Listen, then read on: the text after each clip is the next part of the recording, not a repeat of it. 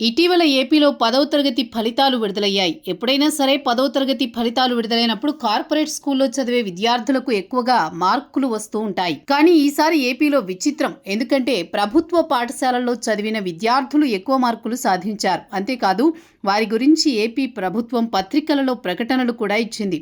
ఆ ప్రకటనల్లో ఎక్కడా కూడా చంద్రబాబు, నారా లోకేష్ ఫోటోలు లేకుండా చూసుకుంది. కేవలం విద్యార్థుల ఫోటోలు మాత్రమే అందులో ఉండే ప్రముఖంగా ప్రచురించింది. ఇది కేవలం ఉదాహరణ మాత్రమే. ఏపీలో విద్యా విధానం మారింది అని చెప్పడానికి, ప్రభుత్వం విద్యార్థుల విషయంలో దృఢ సంకల్పంతో ఉంది అని చెప్పడానికి ఇంతకంటే గొప్ప దృష్టాంతాలు ఉండకపోవచ్చు. ఏపీలో విద్యాశాఖ మంత్రిగా బాధ్యతలు స్వీకరించిన తర్వాత లోకేష్ యుద్ధ ప్రాతిపదికన పాఠశాలలను బాగు చేయడం మొదలుపెట్టారు. విద్యార్థులకు అద్భుతమైన విద్యా బోధనతో పాటు యూనిఫామ్, పుస్తకాలు, మధ్యాహ్న భోజనం, క్రీడా సదుపాయాలు అన్నీ కల్పించారు. తాను ప్రాతినిధ్యం వహిస్తోన్న మంగళగిరి నియోజకవర్గంలో ప్రభుత్వ పాఠశాలల రూపురేఖలు పూర్తిగా మార్చేశారు. ముఖ్యంగా గుంటూరు జిల్లా మంగళగిరి మండలంలో ఉన్న నిడమర్రు జెడ్పీ హైస్కూల్ అయితే ఏకంగా ఇంటర్నేషనల్ స్కూల్ లెవెల్లో కనిపిస్తోంది. నిడమర్రు ప్రభుత్వ పాఠశాలలో నీరుకొండ శిబిరం, కూరగల్లు, బేతపూడి, బాపూజీ నగర్ వంటి గ్రామాల విద్యార్థులు చదువుకుంటారు.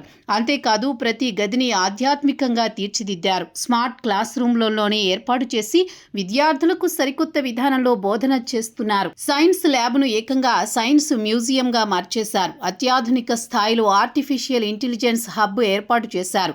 కార్పొరేట్ పాఠశాలలను మించే విధంగా ఇండోర్ స్టేడియం ఏర్పాటు చేశారు. అతి పెద్దదైన హంపి థియేటర్ నిర్మించారు. ఇది ఆంధ్రప్రదేశ్ చరిత్రలోనే ఇంటర్నేషనల్ మోడల్ స్కూల్గా గుర్తింపు సాధించింది. కొత్తగా అడ్మిషన్ కూడా ఇచ్చే పరిస్థితి లేదు. చివరికి నారా లోకేష్ సిఫార్సు చేసినా సరే అక్కడ అడ్మిషన్ దొరకని పరిస్థితి ఏర్పడింది.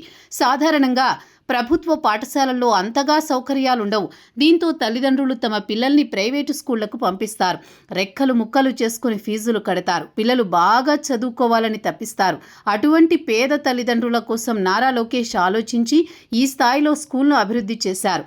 నిడమర్రు పాఠశాల నిజంగా పేద విద్యార్థులకు సరస్వతి దేవాలయం. దీనిని సార్థకం చేసిన నారా లోకేష్ ఎప్పటికీ ఈ పాఠశాల విద్యార్థుల మదిలో నిలిచిపోతారు. అందులో ఏమాత్రం అనుమానం లేదు.